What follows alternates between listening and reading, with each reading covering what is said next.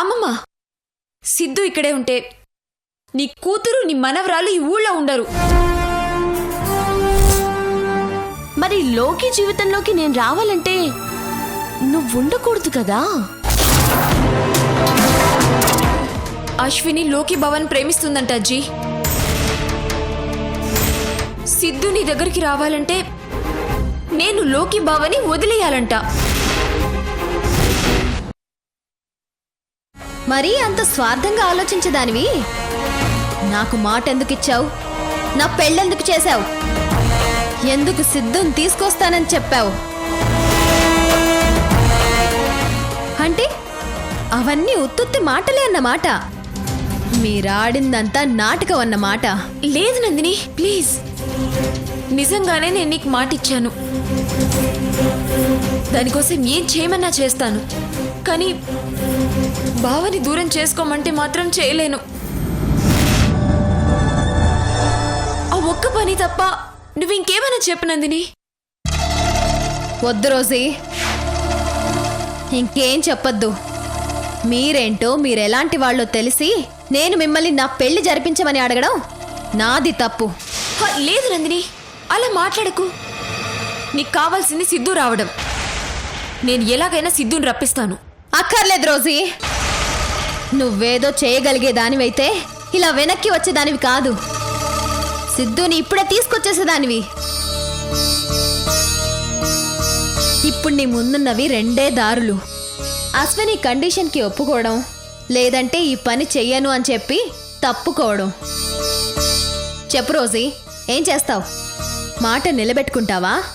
తప్పుకొని మచ్చ మిగిల్చుకుంటావా? చెప్పు రోజీ, ఏం చేస్తావు? నో నో, నేను నా బావను వదులుకోలేను. దీనికి నేను ఒప్పుకోను.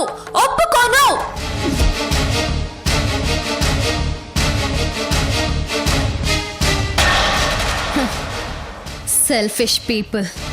వాళ్ళ స్వార్థం కోసం మాటిస్తారు, మాట తప్పుతారు. నందిని, వదిలే నందిని. చిన్న రోజీ గురించి వదిలే. తను చేయాల్సిన ప్రయత్నం చేసింది, కానీ ఫలితం లేదు. నేను ట్రై చేస్తాను. సిద్ధుని ఎలాగైనా రప్పిస్తాను. అవసరమైతే రోజీతో గొడవ పెట్టుకునైనా. అక్కర్లేదు అజ్జీ. నాకింక ఎవరి హెల్ప్ అక్కర్లేదు. నేనింక ఎవరి మీద ఆధారపడదలుచుకోలేదు.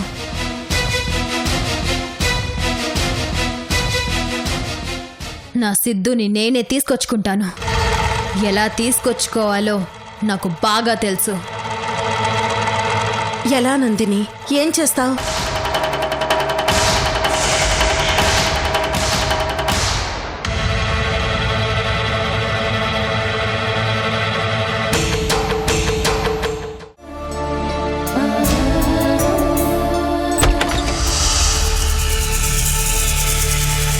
ఇదేంటి లాక్ ఓపెన్ చేసింది?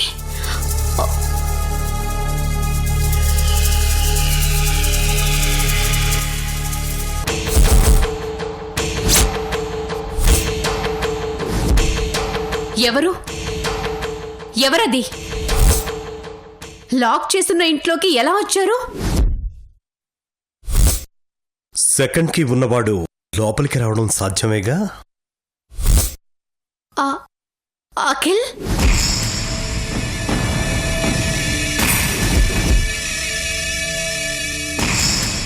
అఖిల్ నువ్వా?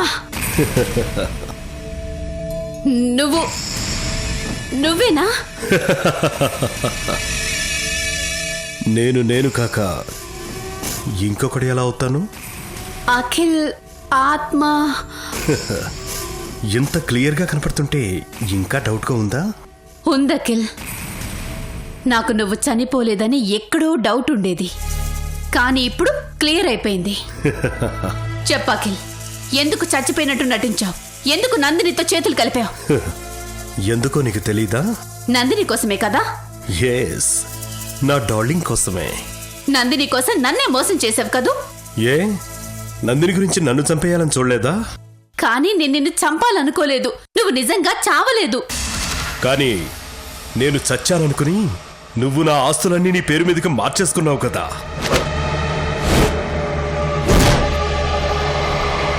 లేదఖిల్, నేను ఆస్తుల్ని ఇంకా మార్చుకోలేదు, కానీ మార్చుకుంటున్నట్టు నీకు తెలిసేలా చేశాను. ఎందుకో? నందిని నన్ను గ్రిప్లో పెట్టుకోవడానికి నీ చావు నాటకాన్ని వీడియో తీయించి నన్ను బెదిరించాలని చూసింది. అందుకే నేను నిన్ను బయట పెట్టాలని ఆస్తులన్నీ నా పేరు మీదకి మార్పించుకుంటున్న ఆ విషయాన్ని నీకు తెలిసేలా చేశాను. నువ్వు వెంటనే నా ముందుకొచ్చావు. అంటే నువ్వు నందిని అఖిల్ చోప్రాని ఆటోలో బొమ్మలా వాడుకోవాలని చూసారా?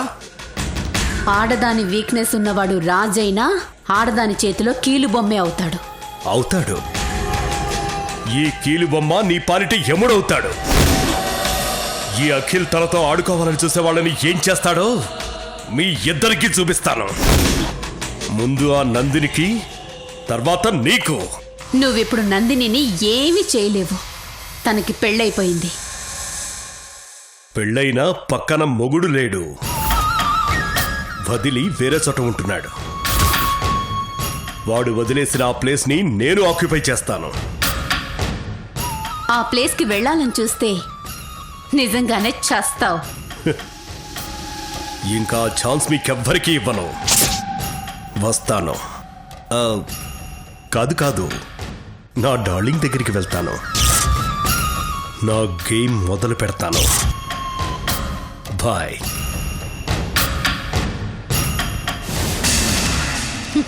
వెళ్ళు అఖిల్. నువ్వు నందిని జీవితంతో ఆడుకోవడమే నాకు కావాలి. నన్ను ఆడుకోవడానికి నందిని నిన్ను వెపన్గా వాడుకుంది. నేను ఆ వెపన్నే తిరిగి నందిని జీవితాన్ని నాశనం చేయడానికి నిన్ను పంపిస్తున్నాను. వెళ్ళు అఖిల్. నువ్వు తిరిగి వచ్చేసరికి నా పని నేను పూర్తి చేసుకుంటాను. ఏంటి ఏదో మాట్లాడాలని రమ్మన్నావు? తప్పులు సరిదిద్దుకోమని చెప్పాలని. చేసింది తప్పని తెలిసినప్పుడు ఎవరికి వాళ్ళే సరిదిద్దుకుంటే సరిపోతుందిగా.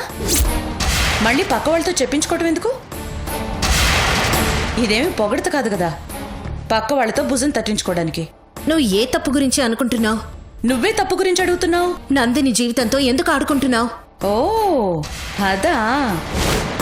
నేనింకా నందినితో చేతులు కలిపి నువ్వు చేసిన తప్పుల గురించి మాట్లాడుతున్నావేమో అని అనుకున్నాను. సిట్టును తీసుకొచ్చి నీ దగ్గర ఎందుకు పెట్టుకున్నావు? నందినితో నువ్వు చేతులు ఎందుకు కలిపావు అని నేను అడిగానా? తప్పు చేస్తున్నావు రోజీ. తప్పు చేసిన వాళ్ళకి ఎదుటి వాళ్ళు చేసింది తప్పు అని డిసైడ్ చేసే రైట్స్ ఉండవు లక్ష్మి. అయినా నీకు కరెక్ట్ అనిపించింది నువ్వు చేసావు, నాకు కరెక్ట్ అనిపించింది నేను చేశాను. వద్దు రోజీ, నీ మంచి కోరి చెప్తున్నాను.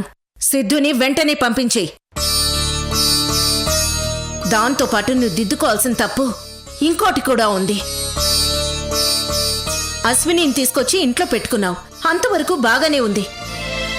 కానీ ఇప్పుడు అశ్వినికి లోకినిచ్చి పెళ్లి చేయాలని చూస్తున్నావంట.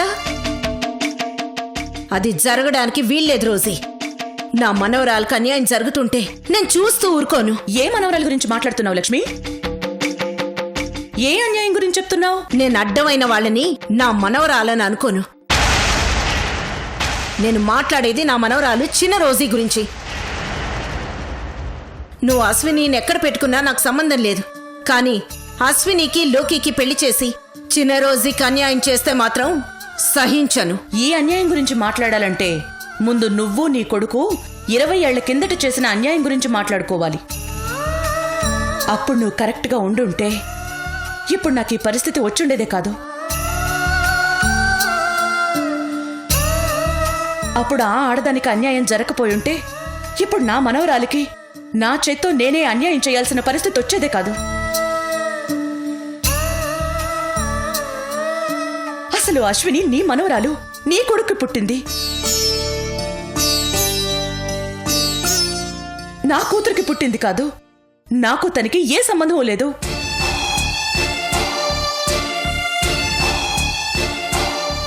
అయినా నా బిడ్డలాంటి ఒక ఆడపిల్ల జీవితానికి నా అల్లుడు అన్యాయం చేశాడనే బాధతో ఆ కూతుర్ని తీసుకొచ్చి ఇంట్లో పెట్టుకున్నాను.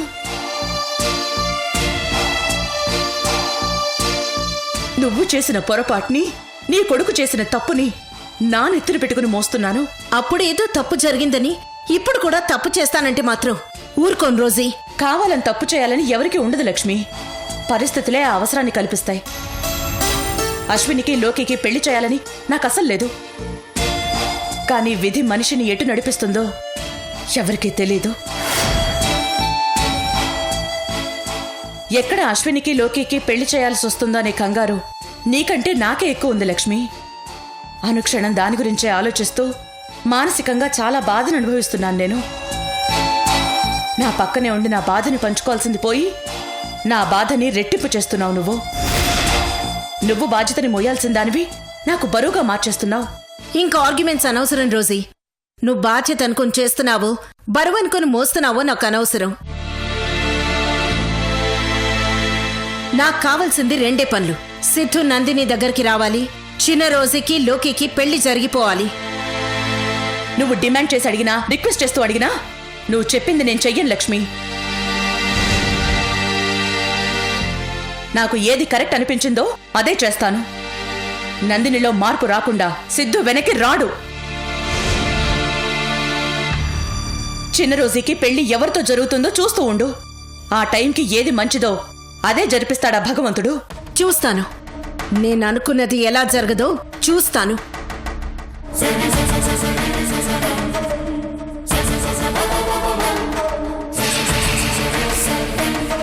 నేననుకున్నది ఎలా జరగదో నేను చూస్తాను లక్ష్మి.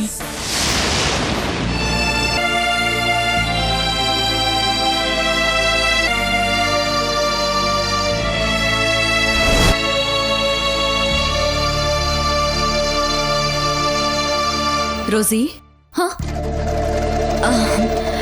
ఏంటమ్మా? ఏమైంది రోజీ? ఏమైందమ్మా? ఏం జరిగింది అని అడుగుతున్నాను. ఏమీ జరగలేదమ్మా. జరగలేదని నీ మాట చెప్తున్నా, జరిగిందని నీ మొహం చెప్తుంది. చెప్పు, ఏం జరిగింది? అబ్బా, ఏం జరగలేదమ్మా. మరెందుకంత డల్గా ఉన్నావు? ఏంటంత తీవ్రంగా ఆలోచిస్తున్నావు? అది ఏం లేదమ్మా. అమ్మమ్మ వాళ్ళు గుర్తొచ్చారు. అమ్మమ్మ వాళ్ళని చూడాలని బాగా అనిపిస్తుందమ్మా. అమ్మమ్మ వాళ్ళనంటే అమ్మమ్మనా ఇంకెవరన్నానా? అమ్మమ్మనే. రోజీ అబద్ధం చెప్తుందమ్మా.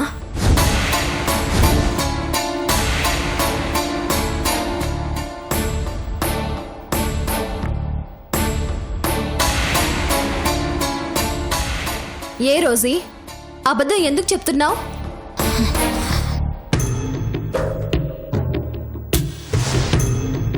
కంగారు పడకు రోజీ, అశ్విని విషయం చెప్పడానికి రాలేదు నేను. ఒక కూతురు కన్న తండ్రిని చూడాలనిపించినా కాదు అని కన్న తల్లికే అబద్ధం చెప్పాల్సిన పరిస్థితి ఒకరిది. ఆ తల్లి తన తల్లికి దూరమై తన కూతురికి తండ్రిని దూరం చేయాల్సిన పరిస్థితి ఇంకొకరిది.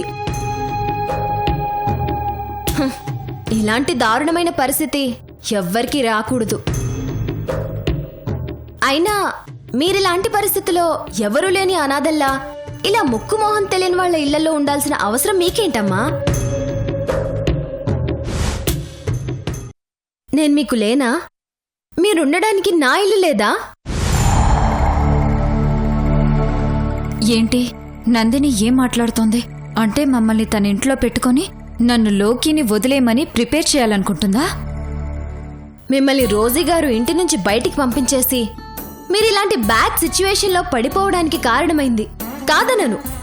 కానీ మీరు ఆవిడ గురించి ఆలోచిస్తూ ఇలా బాధపడుతూ ఉండిపోతారా? వీలైతే మళ్ళీ అక్కడికి వెళ్ళిపోవాలి, లేదంటే రోజీ గారి మీద మీ కోపాన్ని తీర్చేసుకోవాలి. ఎలా? అది వచ్చారు దారిలోకి. ఎలా ఏముంది? ఇప్పుడు రోజీ గారు ఉంటుంది వినోద్ ఇంట్లో, అనుభవిస్తుంది వినోద్ ఆస్తి. వినోద్ ఇల్లంటే మీ కొడుకిల్లు, అంటే మీది. అందుకని అది మీదని, దాన్ని అక్రమంగా ఆవిడ అనుభవిస్తుందని కోర్టులో కేసు వేద్దాం. అసలు ఇవన్నీ తర్వాత. ముందు మీరు నాతో రండి, వచ్చి మా ఇంట్లో ఉండండి. ఆ తర్వాత చెప్తాను ప్లాన్ ఏంటో, ఎలా చేయాలో. నందిని, నువ్వింకొక్క నిమిషం ఈ ఇంట్లో ఉండొద్దు. వెంటనే వెళ్ళిపో. అమ్మా! హ, అమ్మా, నువ్వు నా దగ్గర కొంతకాలం కూతురుగా నటించినందుకు మేము నీకు పెళ్లి చేసినందుకు నిన్ను ఏమీ అనకుండా వదిలేస్తున్నాను. వెళ్ళిపో. అది కాదమ్మా, నేను మీ మంచి కోసం. ఏంటి నువ్వు మా మంచి కోసం చేసేది? నీ వెధవ ప్లాన్లు మా ద్వారా జరిపించుకోవాలని చూడకు. ఇక్కడెవ్వరూ నీ బుట్టలో పడరు. మళ్ళీ ఇంకొక్కసారి ఇలాంటి దుర్మార్గపు ఆలోచనలు మా మీద ప్రయోగించాలని చూస్తే మాత్రం ఊరుకోను. వెళ్ళిపో. అమ్మా, నేను చెప్పేది మీరు సరిగ్గా అర్థం చేసుకోలేదు. కన్న కూతుర్ని, మనవరాల్ని ఎవరో ఒక అనాథ కోసం దూరం చేసిన రోజుగారికి బుద్ధి చెప్పాలని నేను ఆలోచించానే గాని. నందిని, అది మా కుటుంబానికి సంబంధించిన గొడవ, నీకు సంబంధం లేదు. దాని గురించి నువ్వు ఆలోచించాల్సిన అవసరం లేదు. ఆ విషయంలో మాకు నీ హెల్ప్ అవసరం లేదు. ప్లీజ్ వెళ్ళిపో. ఓకే, మీకిప్పుడు ఎంత చెప్పినా అర్థం కాదు. తర్వాత మీరే మీ తప్పేంటో తెలుసుకుంటారు. అప్పుడు మళ్ళీ నా దగ్గరికే వస్తారు. అప్పుడు మాట్లాడుకుందాం మనం. ఎంత అవసరం వచ్చినా మేము నీ ఇంటి ముందు నిలబడటం అనేది జరగదు నందిని. ఇక నువ్వు. అది చూస్తాను. ఆ అవసరం నేనే కల్పిస్తాను.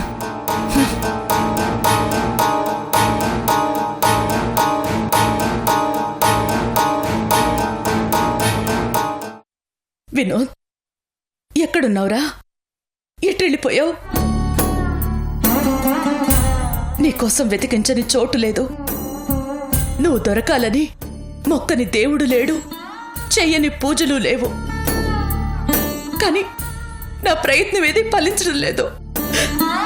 నువ్వెక్కడున్నావో నీ ఆచూకీ తెలుసుకోలేకపోతున్నాను.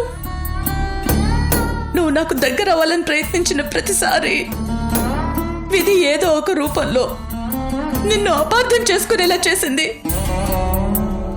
తీరా నిన్ను అర్థం చేసుకునే పరిస్థితి వచ్చేసరికి నాకు నువ్వు దూరం అయిపోయావు. నిన్ను కళ్ళారా చూడాలనుందిరా. ఎప్పుడు కనిపిస్తావురా? మేము ఆనందంగా ఉండడం కోసం ఆస్తంతా మాకే వదిలి వెళ్ళినా నువ్వు లేని ఆనందం నాకెప్పటికే రాదురా. రోజీ గారు, అమ్మా రోజీ గారు.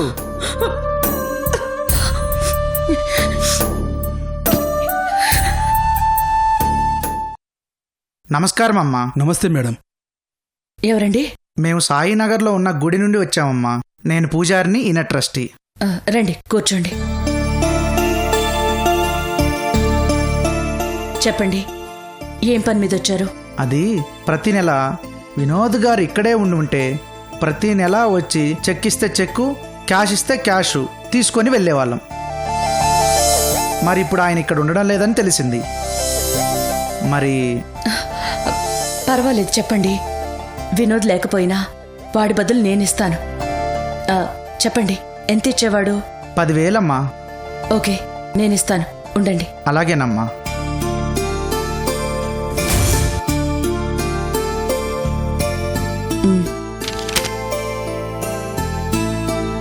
ఏంటి, ప్రతి నెల దేవుడి కళ్యాణం జరిపించేవాడా? కాదమ్మా, మీరు బాగుండాలని మీ పేరు మీద ప్రతి నెల అర్చన, అభిషేకాలు, అన్నదానాలు చేయిస్తారమ్మా.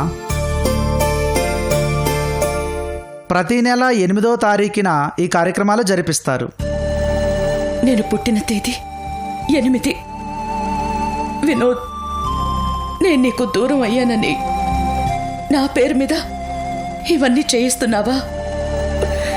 నిన్ను దూరం చేసుకుని నేను చాలా తప్పు చేశాను. పూజారి గారు, ఇక నుంచి పూజలు నా పేరు మీద కాదు, నా మనవడి పేరు మీద చేయించండి. 10,000 కాదు, 20,000 ఇస్తాను. వాడు క్షేమంగా ఉండాలని, త్వరగా తిరిగి ఇక్కడికి రావాలని పూజలు, హోమాలు చేయించండి. అలాగేనమ్మా, వస్తామమ్మా. నమస్తే మేడం. వస్తాం మేడం.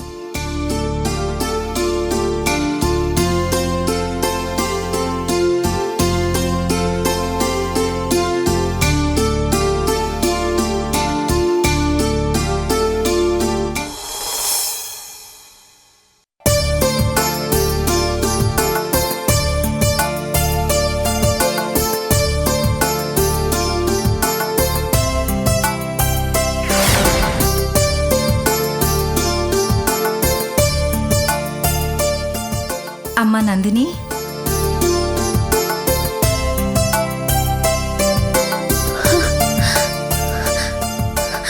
అమ్మా అమ్మా అమ్మా అమ్మా వచ్చావా? ఎలా ఉన్నావు నందిని? నేను బానే ఉన్నాను. నువ్వెలా ఉన్నావు? నాన్న ఎలా ఉన్నారు? నేను బాగానే ఉన్నాను. మీ నాన్న కూడా జైల్లో ఆనందంగానే గడిపేస్తున్నారు. నువ్వు ఇప్పుడు ఇక్కడికి వచ్చి చాలా మంచి పని చేశావు. నాకెందుకో నిన్ను నాన్నని చూడాలని చాలా బలంగా అనిపిస్తోంది. ఇంతలో నువ్వే వచ్చావమ్మా. అయినా నీ కోపం ఇప్పుడు తగ్గిందా అమ్మా? నీ కోపంతో పెళ్లి చేయాల్సిన కూతురి పెళ్లికి కనీసం అతిథిగా కూడా రాలేదు. ఎలా రమ్మంటావు నందిని? వస్తే నలుగురు ఏమంటారు? బంగారం లాంటి నా కొడుకు జీవితంలోకి దెయ్యంలా దాపురించింది.